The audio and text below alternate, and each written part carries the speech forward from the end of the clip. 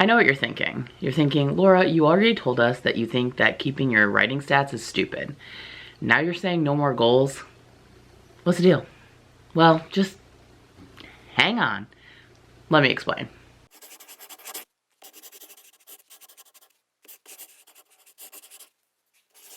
Hey guys, welcome back to my channel and welcome back to the long-awaited bling AuthorTube confession time. That's right, folks, I have another AuthorTube confession, and if you couldn't tell from the name of this video, I'm confessing a pretty big one. It's a pretty big one, and it's about goals, okay? It's about goals. Let me tell you a little story about goals with me. I'm not good with goals. I'm really not. I'm especially not good with self-imposed goals. Now, if you're my boss, if you're paying me money, you're paying me coin, if there's some sort of like tangible, real world incentive that I cannot control, then I'm your girl. I will stay up 24/7 to get that thing done. But I am not good with discipline or self-control, okay? So if it's me holding myself accountable, forget it, okay? I'm just not good with it. I've been working on it for a really long time and I'm just not that great at it. But when I started AuthorTube, I was very inspired by this goal-oriented world that we live in here in AuthorTube. Everyone is all about goals, goals, goals. You got your Kanbans, you got your planners, you got, you know, quarter, mid-year, end of year, reflections, all this stuff. And I was like, okay, maybe this is what I need in my life, okay? This is what I need. I need to have quarterly goals. I need to do all these things. And I did what everyone else is doing, okay? I made my quarterly goals. Then I made my video talking about how I didn't meet my quarterly goals. And this is sort of a pattern that I had. And then when 2020 came, I said, okay, 2020, new year, new me. I'm gonna do this quarterly goal thing right. I'm gonna legitimately do this. I got me a good planner. It's a goal-oriented planner. I wrote down my little quarterly goals. I think I did a video. I'll link it up above. And then came time for the end of the quarter when you reflect on those quarterly goals. And let me tell you, folks, 2020 has been a doozy. And I didn't meet any of those goals. And this time, it wasn't just because I'm, you know, completely unable to hold myself accountable to anything. But, you know, 2020 just kind of laughed in the face of everyone who had goals. And some of us a little bit more than others. And with everything that's going on with COVID-19 or Corona or the Rona or the virus or the plague or whatever you want to call it, that really kind of put a kink in a lot of my plans. We had a lot of plans this year. My husband was going to switch jobs because we were going to move back to California, and I was going to get back into teaching, and just a lot of other things were going to happen. And then life looked at me and said, no, sweetie, that's not gonna happen. And that also put a big sort of kink in everything else that I wanted to do this year. And so, needless to say, I did not make a reflecting on my first quarter goals video because I failed them all so miserably that there was no point. But then I started thinking, okay, now I gotta make my second quarter goals video. What am I gonna do for this quarter? And I realized I have no idea how to make goals anymore, at least not for the year 2020. And you know what? I don't think there's really a point, not for me anyway, because everything I planned is completely up in the air, and I literally don't know what's going to happen next week, let alone next month, 6 months from now. I don't even know. Are we still moving back to California? Probably not. Am I going to have, you know, other things that I plan to have? I don't know. Everything is so crazy and anxiety inducing, and, you know, trying to self-quarantine and being stressed about the world and people getting sick and worrying if I'm going to get sick and worrying about money and job situations. And am I going to lose my job? Is Aaron going to be able to find a different job since we're not moving? Like, it's just been, goals are stressful, you guys. They're stressful. And if you live a really, and this is no shade against people who are able to set goals and meet them. I wish I were you. I wish I was that person. But at least for 2020, it's not me. Okay? It's not me. And hopefully 2021 will be a better year, and maybe I can reassess that, but I'm gonna stop setting myself up to feel bad about myself. I'm gonna stop setting myself up for failure, because for once in my life, me not meeting goals is not completely in my hands. I really honestly don't know what the future looks like for me. Even by the end of this year, I don't know anything anymore. The whole world has been flipped upside down, and I know a lot of you are thinking, but things are opening up, we're all going back to regular life. No, I mean, maybe you're doing that, but I'm not doing that, because we still don't know what's going to happen. We still don't know what is going to result from everything opening up. I'm a high risk. My husband's a high risk. My in-laws who live with me are high risk. I can't chance it, you guys. I can't chance it. It's too high stakes. And so we're just gonna kind of ride this one out, and hopefully there'll be a vaccine, or I don't know, something better will happen, or what, but I don't know what the future holds for me. And so I am not going to set myself up to be even more stressed and more upset. So I am officially done making goals for the year 2020. That's it. It's not worth it.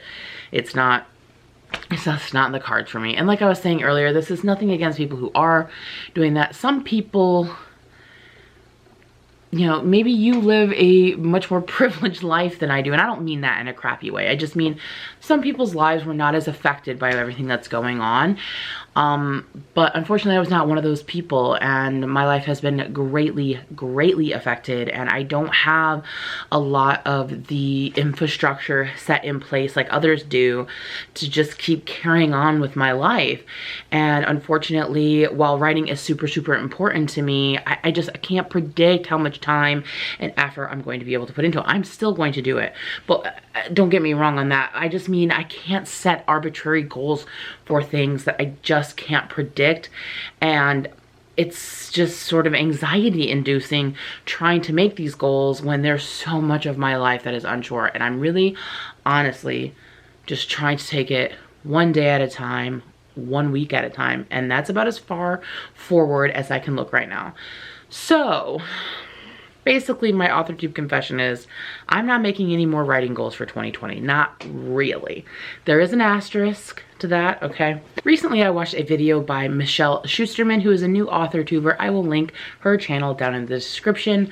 And she talked about how she sets weekly goals for her writing, and she's a traditionally published author. And I thought, wow, you know, that sounds really freeing. Not worrying about what I'm gonna do for the quarter, for the month, you know, all those things. Just taking it 1 week at a time and just assessing, okay, this is as far forward as I can look. What would I like to accomplish this week? And I think I kind of want to take a page from that and try to make my goals a lot looser, because she sets a goal at the beginning of the week and she always makes it a little bit shorter than what she thinks she can actually accomplish, because then if things happen, she doesn't have too big of a goal to meet. But then if she's able to stay on it, she exceeds her goals. So she sets herself up to basically at least meet things she knows she can that are like super important and like bottom line.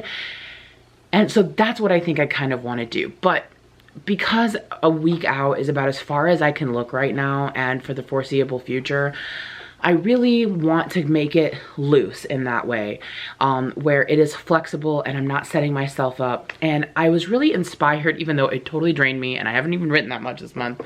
I was inspired by Camp Nano last month and how much I was able to get done just by doing those little bits of writing. And so what I think I want to do is give myself an amount of time a week. And whatever I'm able to accomplish in that amount of time in the week is good. So kind of like Michelle said, at the beginning of the week, I'm going to kind of look, okay, what would I like to do? Would I like to finish this scene or figure out this thing or correct at least this little dialogue section? Something manageable, something I'm able to 100% accomplish that week. I'm going to set it at the beginning of the week. So if I get more than that done, then I'm setting myself up for a positive rather than a negative all the time. And I'm really just gonna try to do 3 hours and that's it. And I kind of came to that number remember I told you guys before, I don't really do well on the weekends with writing. It just is not conducive for me.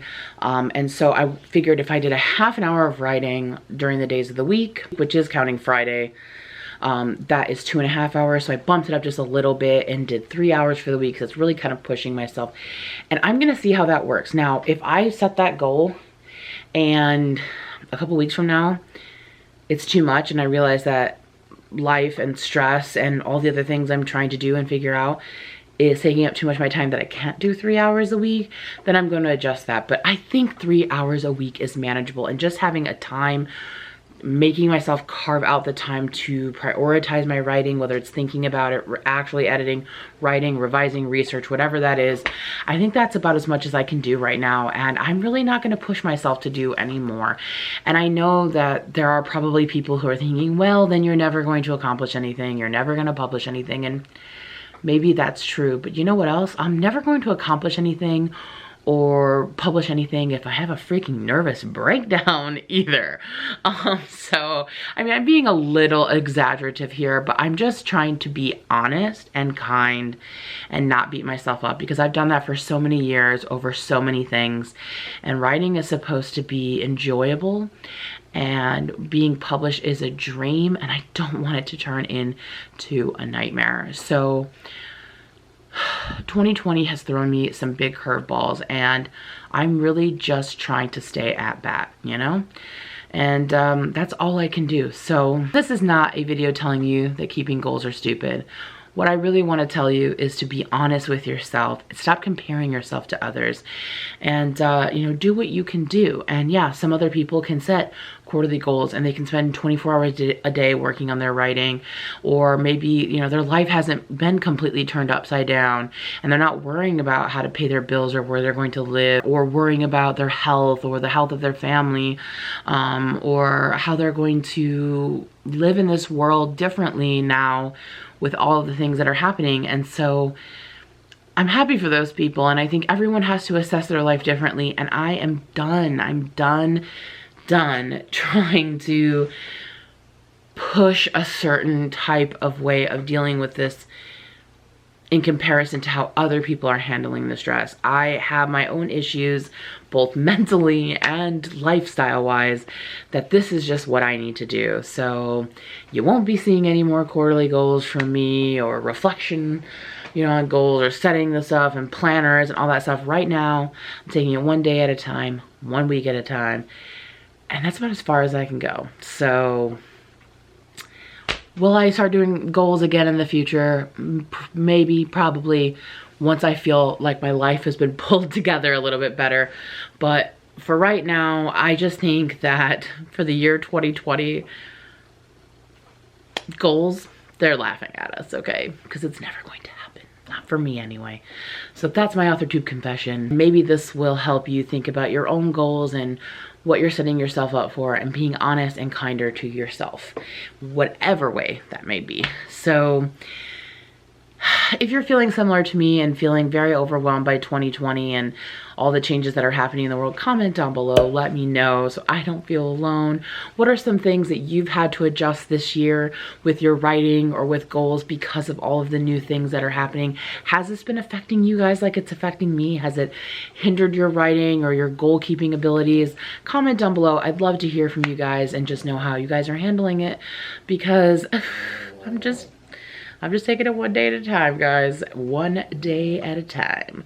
So thanks so much for listening to all of my AuthorTube confessions. It feels so good to just get it off my chest and be honest and open about how I'm approaching this. But don't count me out, because I'm still writing, I'm still working, and someday you're gonna see my name on a book. Someday. Who knows when, but you will. All right, guys, thanks so much for listening to this confession, and yeah, hopefully you like this video, and I'll see you in the next one. Thanks for watching. Bye.